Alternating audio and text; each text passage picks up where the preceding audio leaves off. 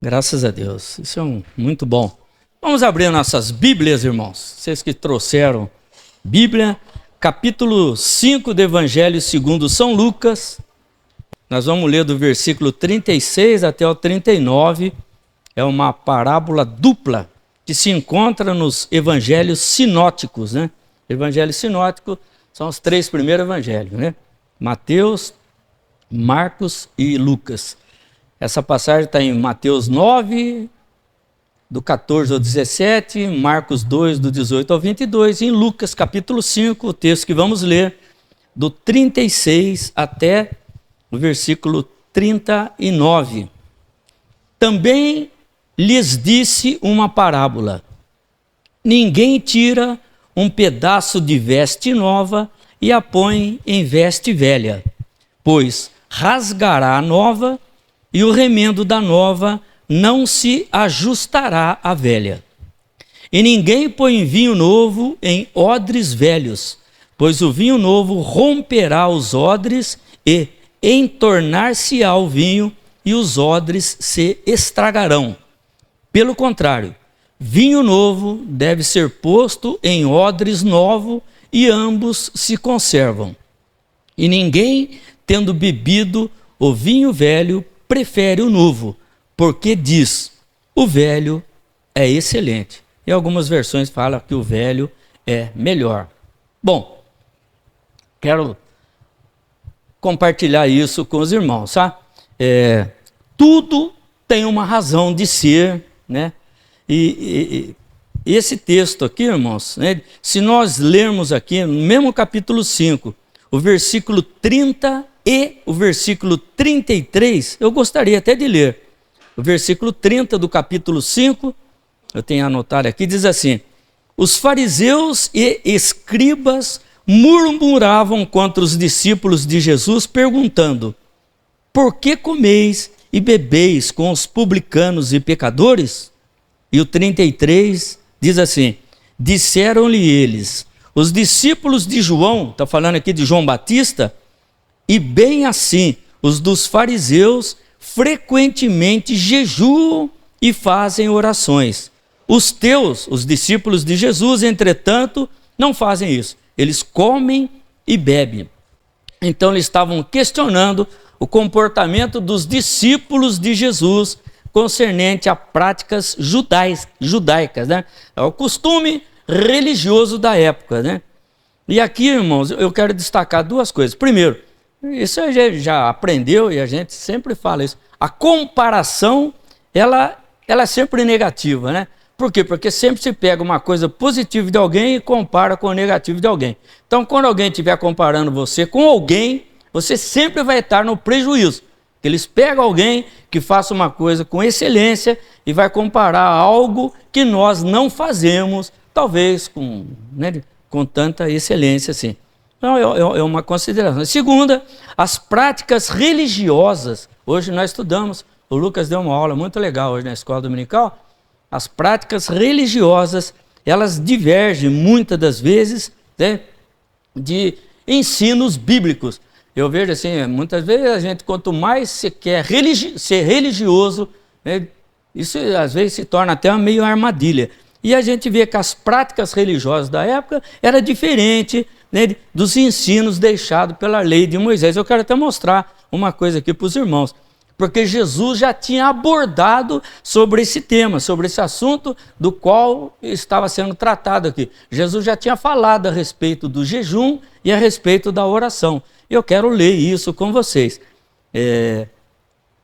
Mateus capítulo 6, e versículo 5 e versículo 6. Quando Jesus fala da oração, e depois logo em seguida nós vamos ler quando Jesus falou, ensinou-os, e eles já tinham ouvido a respeito do jejum. Então, Mateus capítulo 5, versículos 5 e 6, Jesus falou, né, ali na entrada do templo: quando orardes, não sereis como os hipócritas, porque gostam de orar em pé nas sinagogas e nos cantos da praça, para serem vistos pelos homens. Em verdade, vos digo que eles já receberam a recompensa. Agora Jesus ensina a motivação correta. Tu, porém, quando orares, entra no teu quarto e, fechada a porta, orarás a teu pai que está em secreto. O teu pai que vê em secreto te recompensará. Então eles estavam questionando uma coisa que Jesus já tinha ensinado, como deveria ser o procedimento, né? E Jesus tinha reprovado a forma com que eles lidavam com isso. E Mateus capítulo 6, versículo 16 e versículo 16, 17 e 18, diz assim: quando jejuardes, não vos mostreis contristado como os hipócritas, porque desfiguram o rosto com o fim de parecer aos homens que jejuam. Em verdade vos digo que eles já receberam a recompensa. Então, irmãos, a gente vê que Jesus nunca barateou essa prática de jejum e de oração. Pelo contrário, a gente vê que Jesus, num certo momento da caminhada, discipulando os seguidores dele, né, principalmente os 12 que eram mais próximos dele, Jesus deu uma ênfase muito importante a respeito do jejum e oração, acerca de uma pessoa que ficou possessa e os discípulos não conseguiram resolver aquilo. E Jesus, em Marcos capítulo 9, versículo, eu marquei aqui, capítulo 9, versículo 29. Eles não conseguiram. Falaram, mas por que nós não conseguimos expulsar esse demônio? E Jesus ensinou assim. Respondeu Jesus, né? Respondeu-lhes: esta casta não pode sair senão por meio de oração e jejum. Era uma qualidade de demônio, dessas mais cruéis que tem, e que ela só sairia com jejum e oração. Então Jesus mostra que jejum e oração eram armas poderosíssimas no mundo espiritual. Porém, os religiosos da época, eles estavam fazendo da maneira deles. Olha que diz Levítico capítulo 23, do 27 até o 32. Aqui era o dia da expiação. Eles juntavam as festas mais importantes, eles iam para Jerusalém, aqui era o dia da expiação, o dia do perdão dos pecados. Olha o que diz a lei: porque toda alma que nesse dia se não afligir, aqui está falando de jejum, em algumas versões fala claramente de jejum, ela será eliminada do meio do povo, do seu povo. Então está falando da prática do jejum aqui, que era anualmente, era uma vez por ano. A lei estimulava, a lei cobrava de quem participasse, estivesse participando do dia da expiação, era para jejuar nesse dia. Então, era isso que Jesus estava lidando, sabe? Então, parecia que era duas verdades. Eles tinham uma maneira de jejuar, de orar, e eles estavam, os fariseus da época, a Bíblia fala que eles jejuavam 2 vezes por semana, mas do jeito deles, tá? Com a cara contristada, e Jesus reprovou isso. Então Jesus estava lidando assim como se fosse 2 verdades, mas não existe 2 verdades, né? Uma é a verdade. E qual seria a verdade? Agora a gente olha aqui, irmão, Jesus era um mestre, sabe? E a gente vê que todas as oportunidades ele trouxe ensinos preciosos. Os fariseus, em todas as épocas, ele achava que fazer era apenas, né, o suficiente. E Jesus nos ensina que a motivação do fazer, ela é tão importante quanto o fazer. Então Jesus está trabalhando agora. Hoje eu estava vendo uma coisa interessante. Há anos atrás, talvez 20 anos atrás, 30 anos atrás, as pessoas não entendiam acerca da dor emocional, tá? Eu só entendia acerca da dor física, né? E aí o preletor estava falando que Jesus transpirando lá, foi Lucas, o médico, que diz que, né, deixou um registro que o suor dele se tornou em gotas de sangue. Então Jesus chegou no extremo da dor e da angústia. E hoje as pessoas tratam isso, e isso foi realmente uma bênção, né, das pessoas entender também as dores, né, no sentido emocional. Então, esse texto aqui, é legal a gente se situar aqui para a gente entender. Então, a gente vê, irmãos, que a motivação ela é muito preciosa. E Paulo, ele estava tratando de uma situação bem semelhante a isso, né, quando ele estava lidando com as pessoas que estavam vindo para o cristianismo e os judeus achavam que eles tinham que se tornar judeu, passar pelo processo doloroso da circuncisão, pessoas de idade. Então, Paulo escreveu algo, e isso eu creio que é relevante nisso que eu estou compartilhando e quero continuar compartilhando com os irmãos. Em Gálatas capítulo 6, versículo 15, Paulo entendeu o que realmente é mais importante. Então, Paulo deixou esse registro inspirado pelo Espírito Santo. Gálatas 6,15. Pois nem a circuncisão é coisa alguma, e nem a incircuncisão, mas o ser nova criatura. Isso que eu penso que é a ênfase dessa parábola de Jesus. Então ele aproveitou isso tudo que estava acontecendo e está agora ensinando algo muito precioso. E nós precisamos entender isso. Para abrir um novo ciclo, tem que fechar um ciclo. Eu me lembro assim, quando Jesus conversando com Nicodemos, ele falou para Nicodemos assim, que tem que nascer de novo. Né? Mas para nascer de novo, tem que passar por um processo de morte, ainda que seja uma coisa espiritual. Eu quero ler isso com os irmãos. É legal, é um registro bíblico importantíssimo.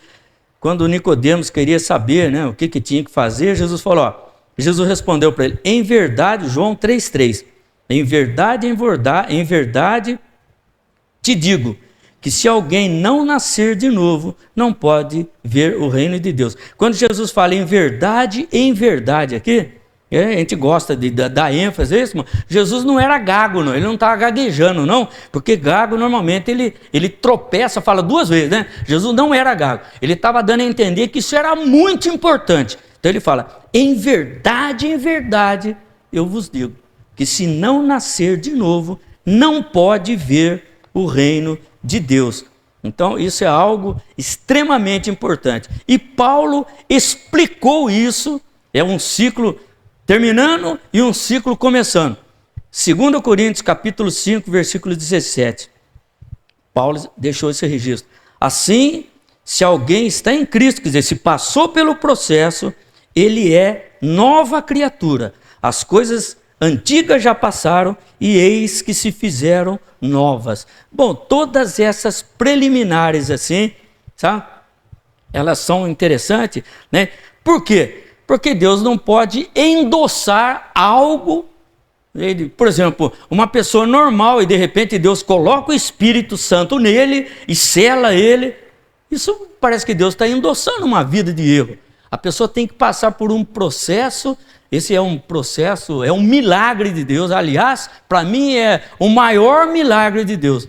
A pessoa nascer de novo. E para nascer de novo, tem que morrer uma velha natureza para que nasça e comece uma nova natureza. É isso que Jesus estava lidando nessas duas parábolas aqui, que são bem similares, né? Então, os rituais do Antigo Testamento, eles estavam apontando para algo, apontando para a promessa. E agora essa promessa estava se cumprindo. E eles estavam confusos com relação a isso, né? Eu me lembro, irmão, sabe? A gente aponta alguma coisa lá, você ficar olhando o meu dedo, você tem que olhar para onde eu estou apontando. E eles estavam olhando para os rituais. Hoje ainda, a gente foi abordado isso na escola dominical. Né? Ninguém julgue você pela lua, né? pelo que comer, pelo que beber. Né? E aí, exatamente, esse era o cenário que estava montado quando Jesus conta essa parábola. Sabe? Eu acho que essas preliminares aqui nos ajudam a compreender sobre o que se tratava. Eu estava pensando com muito carinho sobre isso, então vamos ver o que a gente aprende com essas duas parábolas. Primeiro, irmão, a dificuldade que a gente tem para lidar com mudanças. Nós temos dificuldade grande de lidar com mudanças, mesmo que essas mudanças sejam para melhor. A gente vê com raríssima exceção, né, as pessoas assim, fazer isso de boa. a gente tem resistência de mudar. Você vê quando você muda de escola, você muda de emprego, você muda de serviço, tá? E nós temos isso, né? Uma certa resistência, porque são coisas que parece que saem da atmosfera, do controle da gente. A gente, às vezes, não tem ideia absoluta daquilo que nos aguarda, daquilo que nós vamos enfrentar. E parece que quando está ali, né, a gente tem uma ideia, uma noção, a gente já situou nisso. A gente tem dificuldade de lidar com mudança. Toda mudança é um desafio. Os irmãos lembram que o último verso que eu li, ele parece até meio controverso, sabe? O capítulo 5 de Lucas, versículo 39, o próprio Jesus falou: ninguém tendo bebido o vinho velho, prefere o novo, porque diz, o velho é excelente, ou o velho é melhor. Então o próprio Jesus está dizendo, irmãos, que eles estavam tão satisfeitos com o antigo, que não queriam nem saber e nem ouvir a respeito de algo novo. Eles estavam muito satisfeitos com aquilo que eles tinham em mão. Eles foram o povo escolhido de Deus. Deus prometeu que cuidaria deles. E Deus fez muitas promessas. E mesmo no sobe e desce, eles bem com Deus, Deus abençoava, eles mal caíam. Ele estudou isso na antiga aliança. Eles estavam satisfeitos com isso e eles não queriam, não estavam nem pensando, nem sonhando e resistindo a algo novo que estava prestes a acontecer. E Jesus entendeu perfeitamente isso, né? Eles não tinham a mínima vontade nem de saber acerca de algo novo. Tem um ditado que diz assim, tá tão bom que se melhorar estraga, né? Já ouviram isso? Bom, não é possível isso. Se melhorar vai estragar, mas se melhorar é melhor ainda. Eu prefiro o ditado, o bom é inimigo do melhor. Às vezes tá bom, né? Mas pode ficar melhor. Pergunto, o emprego que você está nele está bom? Pergunto, não tem um emprego melhor do emprego que você tem? O carro que você tem está bom? Né? Pergunto, não tem um carro melhor do que o seu? Não é possível isso, né? Então, o bom é inimigo do melhor. Ficar melhor estraga, isso aí não é coisa de Deus, não, sabe? Então, para o mundo, voltando aqui ainda no texto que lemos, para o mundo, irmãos, o vinho velho é melhor. Né? Eu estava até lendo uma coisa, eu tinha uma anotação em casa, diz que o vinho leve, ele leva de 2 a 5 anos de armazenamento para ele ficar top mesmo. O vinho leve. O vinho médio, marquei aqui, de 5 a 10 anos. E o vinho estruturado, dependendo da acidez dele, é de 30 anos para mais. Então, você já ouviu isso, né? O vinho, quanto mais velho, melhor ele é. Mais saboroso ele é, tá? Mais caro ele é. Irmãos, vocês acreditam que tem vinho que custa mais de 4 milhões de reais? Eu pesquisei isso. Parece um absurdo isso. Não deve ser vinho novo, né? Deve ser vinho, né? Acho que eles tomaram lá né? Antes da Noé guardou na arca, né? É um negócio absurdo isso. Mas isso o mundo diz que o vinho velho é melhor, sabe? Mas para o crente tem que mudar isso, irmão. O crente, a Bíblia fala de uma outra coisa. Olha o que diz Evangelho de João, primeiro milagre de Jesus. Nós vamos ouvir a expressão de um mestre-sala, de um especialista em vinho. Olha o que diz João, Evangelho de João, capítulo 2, versículo 9 e 10. Um casamento que teve lá em Caná da Galileia. Não tinha, acabou o vinho, acabou a alegria. Aí Maria veio falar com Jesus e falou, eu não tenho nada a ver com isso, né? Eu fui só convidado aqui. Aí ela, conhecendo Jesus, falou, faça o que ele mandar. Mandamento de Maria, grife isso, mas Maria deixou um mandamento. Faça o que Jesus mandar. Se você é fã de Maria, obedeça esse mandamento dela. Aí no capítulo 2, versículo 9 e 10 diz assim, tendo o mestre-sala, especialista, provado a água transformada em vinho, e não sabendo de onde viera, se bem que sabia os serventes que haviam tirado a água. Chamou o noivo e disse, o noivo era a autoridade ali, todos costumam pôr primeiro o bom vinho, e quando já beberam fartamente, já estão meio anestesiados, ele serve o inferior. Tu, porém, guardastes o bom vinho até agora. Então, esse texto revela que para nós, crente, eu vou com o mestre Sala aqui. O vinho novo é melhor. O vinho que Jesus transformou, tirou a água e transformou em vinho, né? Esse vinho é melhor. Bom, mas isso também é um detalhe. Mas tem coisas, irmãos, que Jesus está contando aqui na parábola da roupa velha com remendo novo e do odre velho, né, e o odre novo com relação ao vinho. Vamos pensar um pouquinho sobre isso. Tem coisas que não tem reparo. Tem coisas que não tem reparo. Por exemplo, roupa velha. Você já tentou remendar a roupa velha? Eu me lembro, a minha mãe, em casa era 8, né? Então, coitadinha da minha mãe, ela sempre gostava de emendar, né? As cuequinhas, aquelas cuequinhas. Dava trapinha já e emendava. Bom, a cueca já rasgou porque ela já está meio apertada, a pessoa cresce, né? Era tudo vai crescendo, a cueca fica pequena, sabe? E você tenta remendar, irmão, depende, se você puxar muita linha, você já rasga remendando a cueca, né? E a cueca que era já apertada, já estava velha, a tendência, né, se usar de novo, dependendo do jeito que coloca a cueca, aí já era, fica só elastiquinho da cueca, né? Eu não sei se vocês já passaram por isso. Meia, já viu meia velha? Já viu meia velha, irmão? Normalmente ela fura na ponta, né? Que o pé vai crescendo, a meia vai ficando pequena, a unha nem sempre está bem ajustadinha, e a unha rasga a meia. E você vai costurar, né?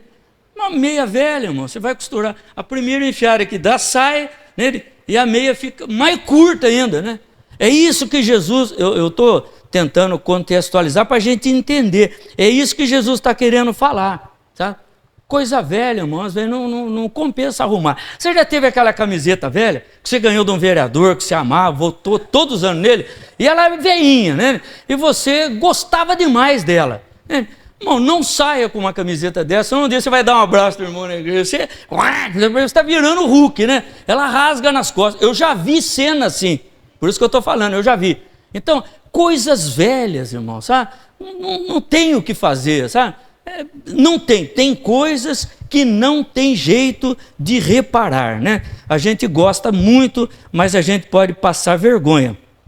Então, a gente olha, a gente vê que Jesus, né, o nosso Deus, ele gosta de coisas novas, sabe? Os irmãos de 60 a mais, eu estou dentro também, irmão, não estou dando recado para ninguém não, sabe? Eu estou dentro disso também. E outra, isso aqui é uma linguagem espiritual, sabe? Aqui está falando de coisas novas assim, de mente renovada, sabe? Então tem coisas que não tem reparo. Por exemplo, bateria de carro. Normalmente a bateria de um carro hoje em dia, ela não tem mais. Antes tinha uma solução que você põe, né? A gente colocava um produto, se abria a tampinha, enchia, né? Eu sou desse tempo. O Cristóvão Lemos também, né? Hoje não tem mais, é tudo lacrado, não tem, né? A bateria hoje, normalmente ela dura 2 invernos, né? Passou 2 invernos, já era a bateria, você tem que trocar a bateria. Pilha, essas pilhas que você põe no rádio, você usa no relógio e tal. Essas pilhas, irmão, quando pifou, não tem mais o que fazer. Eu não sei se você já veio pôr no saquinho plástico, põe lá no congelador, né? Mas não funciona, mano. Acabou. É descartável. Então tem coisas que não tem, é descarte mesmo. E Jesus estava querendo mostrar para eles, irmão, sabe? Que Deus tinha uma coisa nova para eles, sabe? Mas só que eles tinham que entender esse processo aqui. E Jesus usa também o exemplo do odre, né? O odre era um recipiente de pele de animal, eles escarnavam, eles tiravam a pele do animal, e já viu um animal assim, com os pezinhos para cima, ele já fica parecendo uma bolsa, né?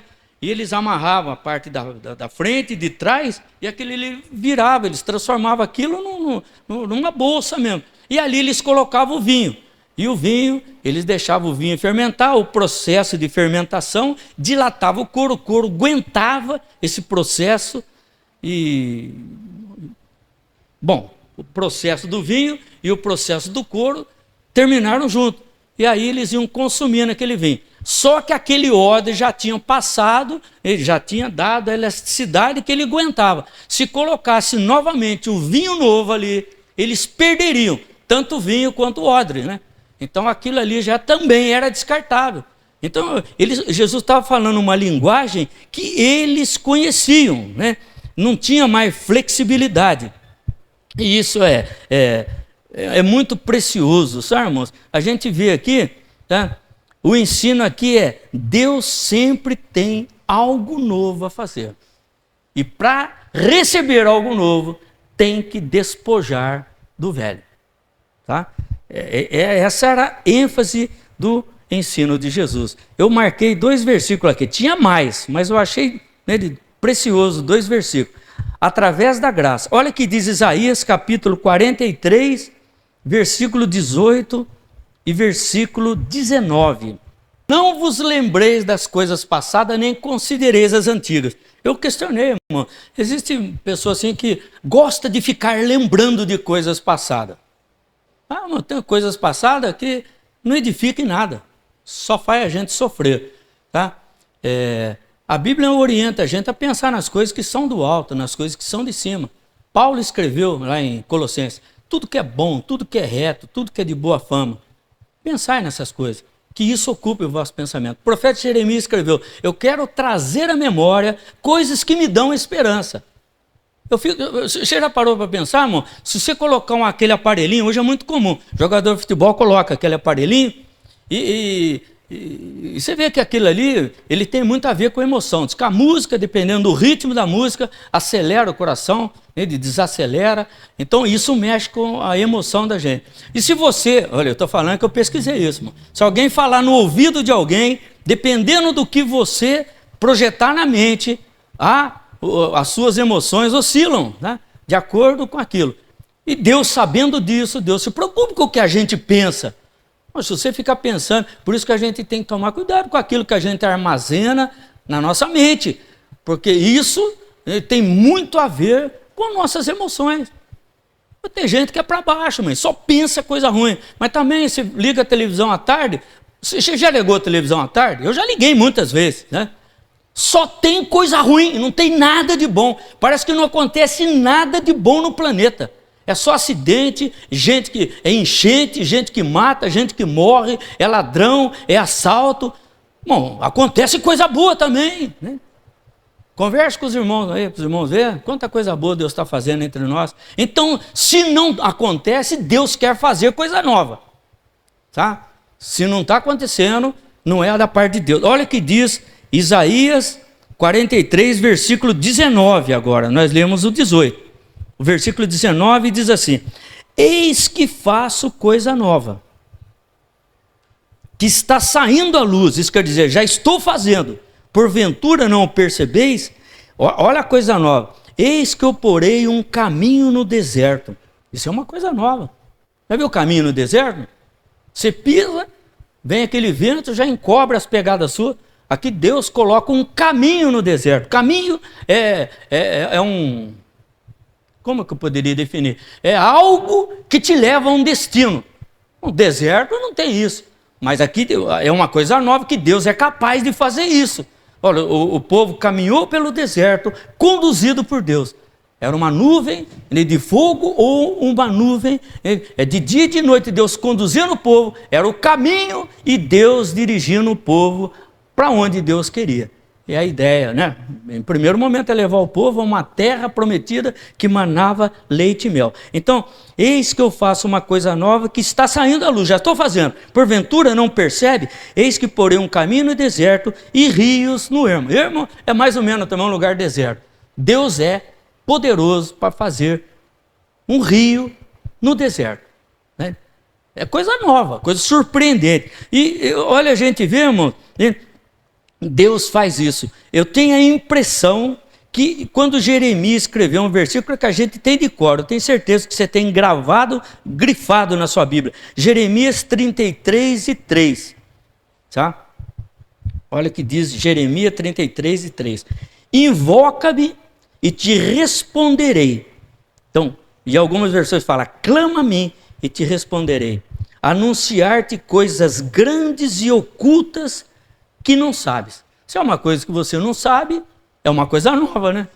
Se Deus quer anunciar uma coisa que você não sabe, é uma coisa nova, pelo menos para você é. Pode ser que eu saiba, ou alguém saiba.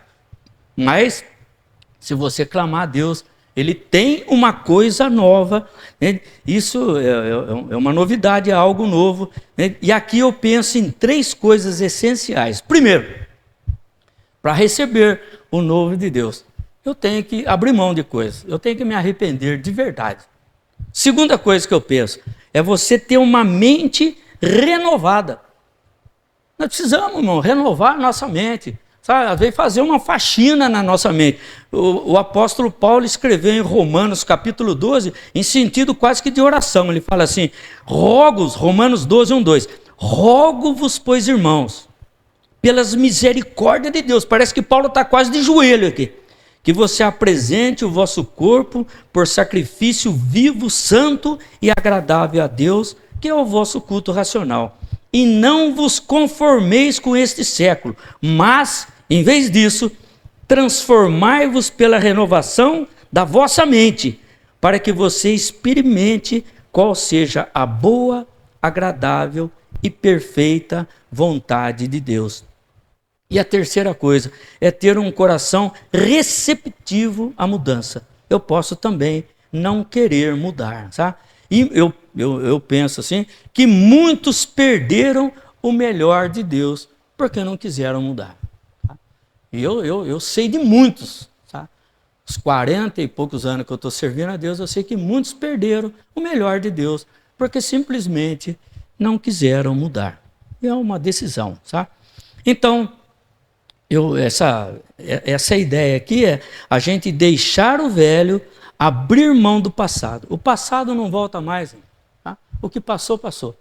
Não tem como voltar mais. Tá? Tá?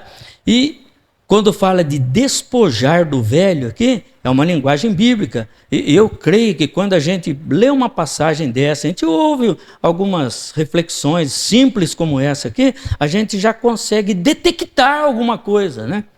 E aí nós podemos experimentar algo novo de Deus, se a gente se submeter à orientação de Deus. E o que Deus quer, irmãos? Que a gente tenha a liberdade de servir motivado somente pelo amor. Somente pelo amor. E aí eu pergunto, o que seria esse algo novo? O que você imagina de algo novo? Olha, talvez para alguns não, mas para alguns pode ser o batismo com o Espírito Santo.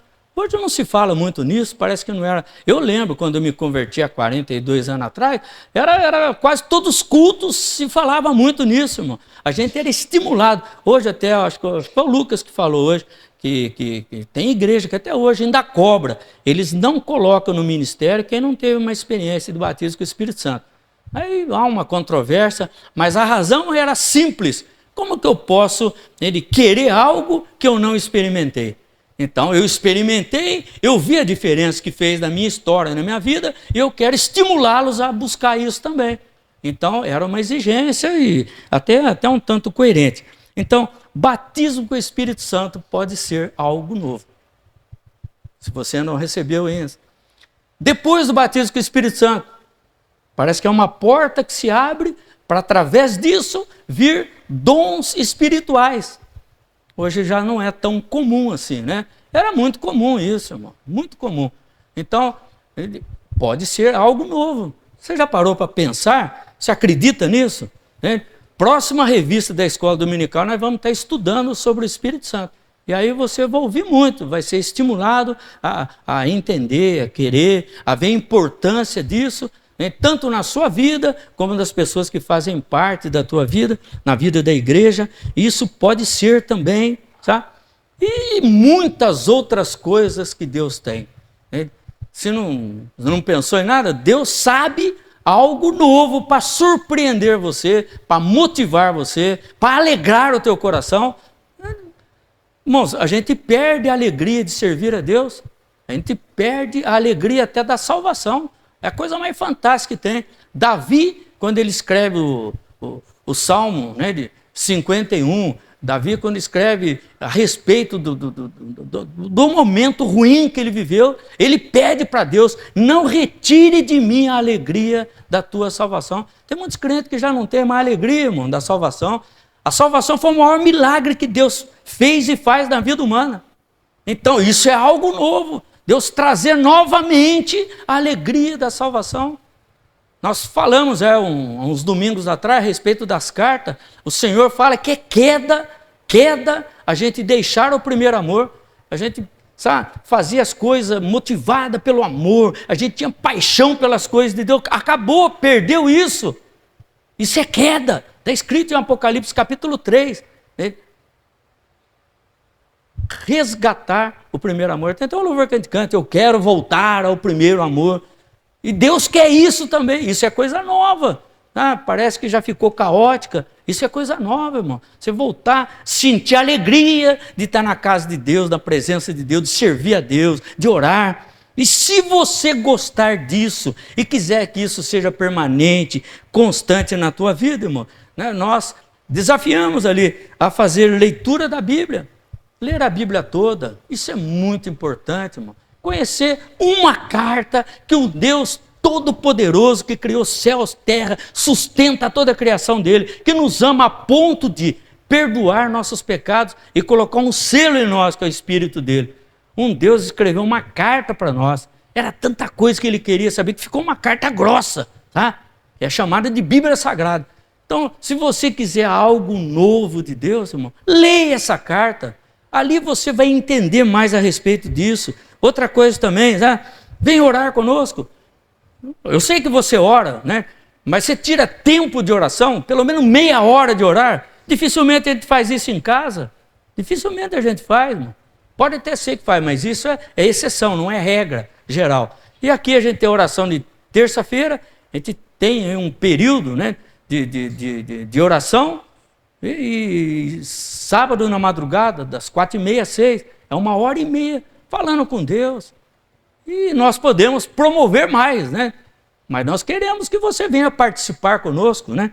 Então, se você gostar, né, desse algo novo de Deus, é dessa forma que a gente vai sempre desfrutando de algo novo de Deus. Eu acredito, irmãos, que Deus sabe, né, de fazer algo novo na nossa história, para trazer ânimo, trazer alento. Domingo que vem, na nossa escola bíblica dominical, o assunto é essa nova vida que ela vem através de Jesus, tá? Como é de você viver essa nova vida? É possível a gente sustentar essa nova vida, a gente estar desfrutando dessa nova vida, né? Vamos estar estudando sobre isso, como manter essa nova vida. Coisas novas, irmão, Deus gosta de coisas novas, mas para a gente receber coisas novas, nós temos que despojar de coisas velhas. Eu tenho um hábito comigo, sabe? Toda vez que eu ganho alguma...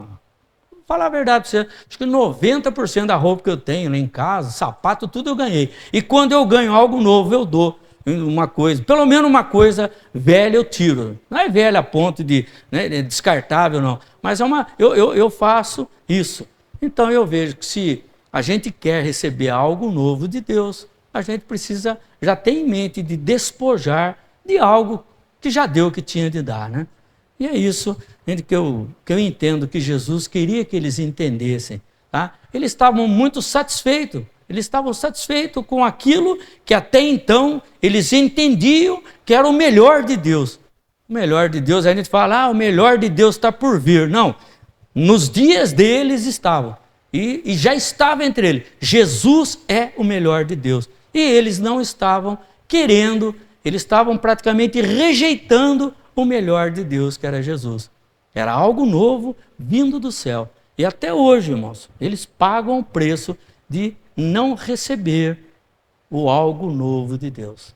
E hoje Deus está diante de nós. Deus quer fazer uma coisa nova. Deus tem algo novo. Deus cria algo novo. E Deus tem preparado algo novo para nós. Eu gostaria de orar por vocês, tá? A respeito disso. Feche os seus olhinhos, põe a mão no teu coração. Deus sabe como fazer algo novo na minha vida, na tua vida. E eu quero participar disso com você. Senhor, diante disso que nós abordamos. Eu creio que Jesus foi muito sucinto e preciso nessa parábola dupla que ele contou acerca de uma roupa velha que ela não aceita remendo novo. Porque um remendo novo tende a aumentar a rotura, como o próprio Jesus nos fala na parábola. Um odre velho, ele já não tem mais a elasticidade para receber um vinho novo. Um vinho novo precisa de um odre novo, porque ele tem a flexibilidade necessária para o vinho fermentar, passar por esse processo de dilatação do odre. E Jesus não está falando aqui tão somente de coisas materiais e físicas, mas ensinamentos profundos do mundo espiritual. Ele sempre quer algo novo, nos entregar algo novo, porque nós gostamos de coisas novas. Nós gostamos de roupa nova, sapato novo, casa nova, carro novo. Nós gostamos de coisa nova. E Deus, sabendo disso, Ele sempre tem algo novo para entregar a nós, para nos dar. Mas Jesus ensina que nós temos que ter uma mente renovada, estarmos abertos a receber esse algo novo. E muitas vezes nós precisamos abrir mão de coisas antigas, coisas velhas, coisas que já são passado. E eu coloco diante do Senhor todos esses irmãos que vieram nos ajudar a te adorar, a cultuar o teu nome.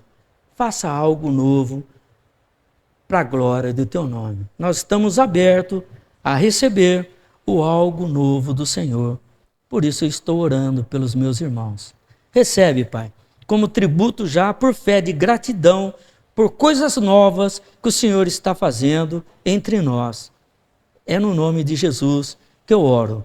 E eu te peço também, né, que o Senhor se agrade desse louvor que nós estamos entoando, nós estamos transformando em adoração ao teu nome, que o Senhor possa estar proporcionando a nós, Pai, uma semana abençoada.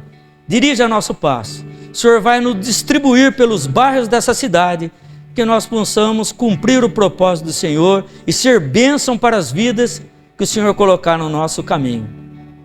Vamos ficar em pé, irmãos, para cantar? E que o grande amor de Deus, que a graça de Jesus Cristo e a comunhão do Espírito Santo esteja sobre nós, sobre a nossa família, em nome de Jesus.